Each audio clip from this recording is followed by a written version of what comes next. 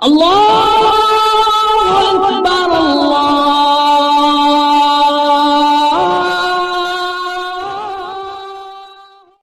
امام مالک کی موطا پڑھیے، وہ ایک صحابیہ تھی، ان کے گھر میں بچہ پیدا ہوتا ہے، کلکاریاں نکلتی ہیں، بچے کی چیخ و پکار سے گھر میں خوشیاں آتی ہیں کہ آج میرے بچے کی کلکاریاں ہیں۔ اگرچہ بچہ رو رہا ہے لیکن اس گھر میں خوشیاں گونجتی ہیں، خوشیاں جھوم جاتی ہیں، اس لیے کہ آج میرے گھر میں اس گھر کا وارث پیدا ہوا ہے، اس گھر کو سنبھالنے والا آ گیا ہے۔ وہ صحابیہ بیان کرتی ہیں، میرے گھر میں جب میرے پیٹ سے میرے بچے کی ولادت ہوئی، میرا بچہ جب پیشاب کرتا تھا،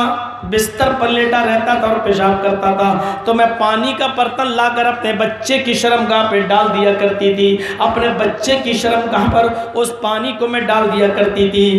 تاکہ شرمگاہ دھل جائے۔ میرا بچہ جب چلنے کے لائق ہوا، پہلا دن تھا میرے بچے کا، پہلا دن تھا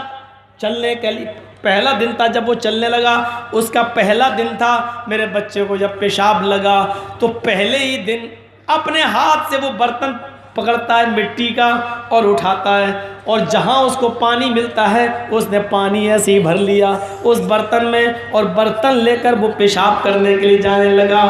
ماں کہتی ہے اس صحابیہ، میں اپنے بچے کی چہرے پہ نظر ڈالنے لگی، میں دیکھ رہی تھی کہ میرا بچہ پانی کا برتن اٹھا کر استنجا کرنے کے لیے، پیشاب کرنے کے لیے گیا، اور وہ میری آنکھوں سے چھپنا چاہتا ہے، لیکن وہ ایک جگہ بیٹھ گیا اور بیٹھ کے اس نے پیشاب کیا، اور پیشاب کرنے کے بعد وہ استنجا کرنا تو ابھی کیا جانے گا، بیچارہ چھوٹا ہے، وہ ویسے ہی پانی ڈالنے لگا جیسے میں اس کی شرمگاہ پہ ڈالا کرتی تھی۔ میں نے دیکھا کہ میرا بچہ پانی لے کر اپنی شرمگاہ پہ ڈالنے لگا، میں نے اپنی نظریں آسمان پہ ڈالی، آئے اللہ میری تربیت کامیاب ہو گئی، میری زندگی کامیاب ہو گئی، میں اپنے بچے کو جو تربیت دینا چاہتی تھی اس میں کامیاب ہو گئی۔ میری ماں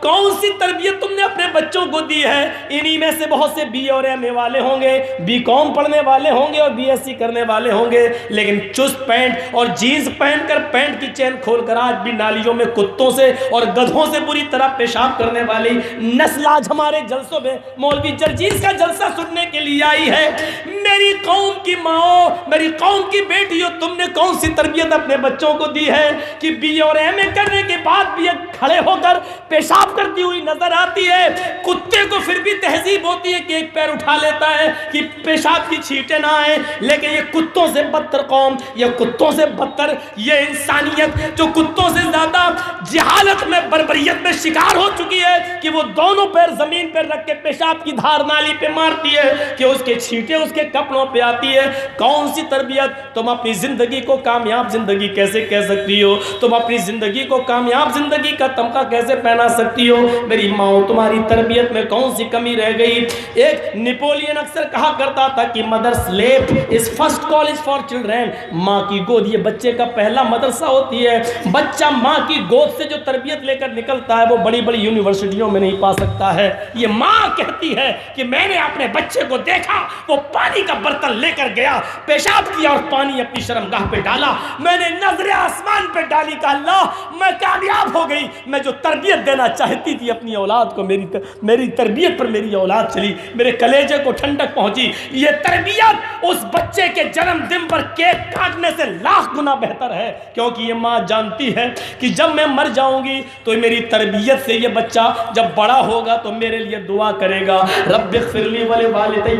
رب ارحمہما کما ربیانی صغیرا۔ لیکن یہ کھڑے ہو کر پیشاب کرنے والی یہ اولاد اپنے ماں باپ کے لیے کون سی دعائیں کرے گی؟ اس کو تو دعا بھی یاد نہیں ہے، دعا بھی یاد نہیں ہے، کون سی دعا پڑھے گی؟ کاٹو کیک۔